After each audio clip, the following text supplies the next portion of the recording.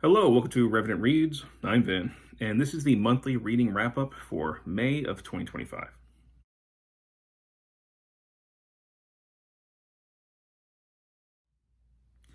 So I'm recording this in the last days of June. I'm always late with these videos, but I'm a teacher and now summer has begun. I'm hoping to be able to make videos on some more frequent, basis, not have them be so late.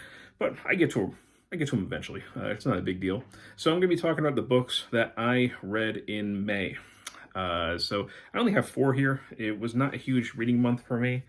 One of the books that I read was long, at least for my reading pacing.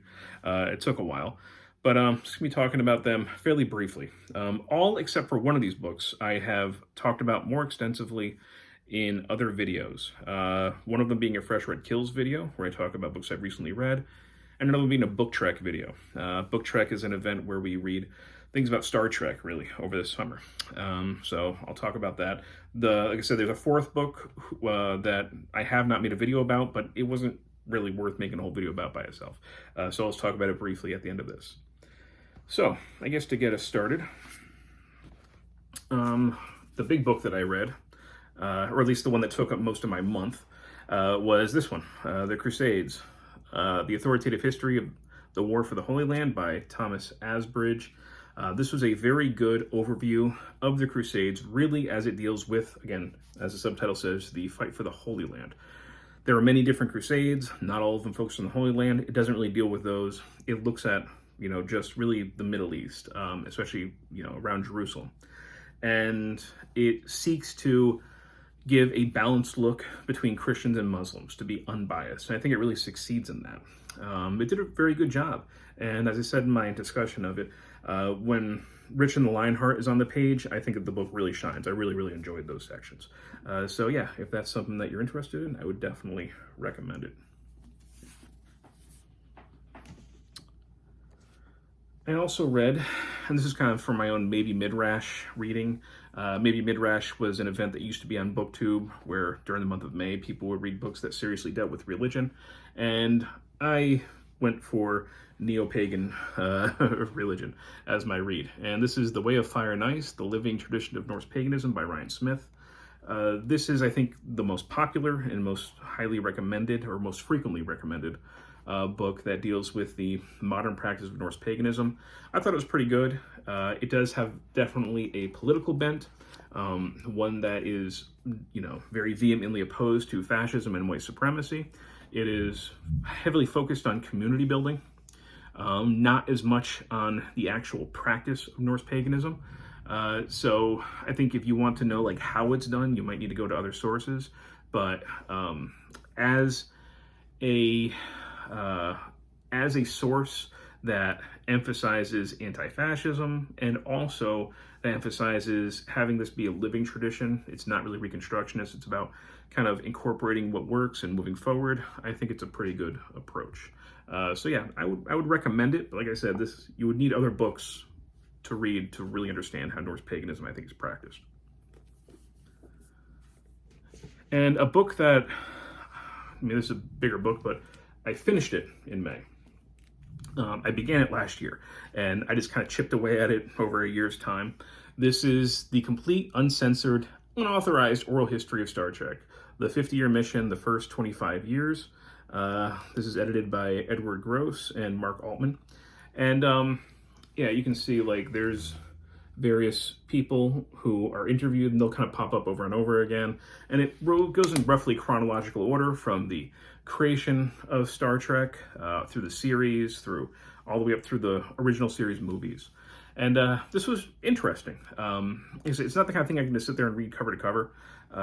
Because you're hearing so many different perspectives on a single thing, it can kind of feel, I think it would feel very repetitive if you just kind of read it straight through. But if you kind of take it in small chunks, it's much more digestible and fine. It did give me some nice insights into the early years of Star Trek, or at least the first 25 years. And yeah, overall, I would recommend it. But like I said, as something to kind of, piece through over time.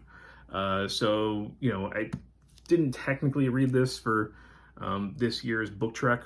Again, the reading event where we read and we discuss Star Trek fiction. One of the optional away missions is reading stuff about Star Trek, including things like nonfiction about Star Trek. But it does kind of, you know, well, I guess it satisfies it, even though I finished it right before Book Trek officially began this year. But I enjoyed it. And the last thing that I read in May, like I said, I didn't think that it needed its own video, really. But this is Fubar by the Sword. This is a collection of basically like short zombie stories that deal with sort of pseudo-historical time periods. Time periods that have, you know, lots of swords and violence. Most of them are the Middle Ages, but every so often you're in ancient Rome or you're in like medieval Japan. So it kind of bounces around a little bit here and there.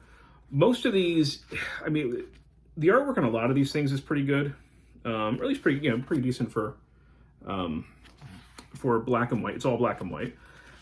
And this was entertaining. It was a very, very quick read. I would say that most of these things, let's see, it says in the back there's 28 tales in here.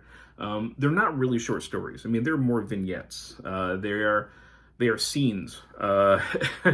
Very few of them actually have a real kind of like story arc. And there's only so many different variations you can do with like a zombie story. Some of them were kind of refreshing, that I enjoyed. There were things like, you know, of course with the Vikings, you have the whole thing with Einherjar. And this is kind of like a Vinland thing where you have like basically Draugr going after Native Americans. That's kind of fun. But, you know, it's, like I said, each story is only a few pages long. And they barely have any kind of story arc. But, you know, some were a little bit better than others. But like I said, it was a very quick read, very entertaining. I'll probably pass this on to my son. He's, you know, 12 going on 13, and he'll probably have a good time with it. But yeah, that's Fubar by the Sword. And that's it. So that is what I read in May of 2025.